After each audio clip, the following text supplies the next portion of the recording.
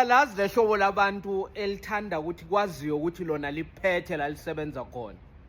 Angaze ameme umngani wakhe ukuthi azomvakashela emsebenzini. Ufuna lo mngani wakhe azombona uma ninika ama-instruction, uma nitshela ukuthi nenzeni, uma buza ngama-leave form kini.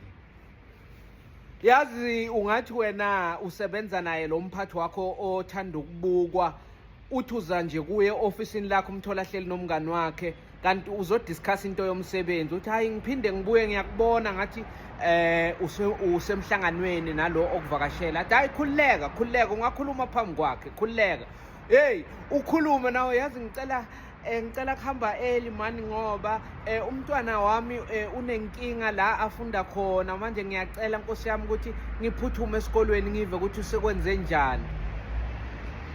Umuvathi hey uthi thokozane niyolunga kwabanye baphathi bese kungaphathanga mina, ngoba abanye baphathi angeke bayivume lento yenu yokucela ukuhamba early niyezikolweni ngesikhathi somsebenzi. Hey ninenhlanhla yonke. Okay, hamba ubuye ungitshele kusasa ukuthi uhambe njani. Hey nawe soyabonga uzozwa sekuhamba amalanga ukuthi hayibo wena wacela ukuhamba early, ahleli nomngani wakhe. Lo mngani wakhe akasebenzi nje la enkampanini, akaziwa umuntu. Net ukuthi ummemele ukuthi azobona lo mngani wakhe ukuthi vele uphethe.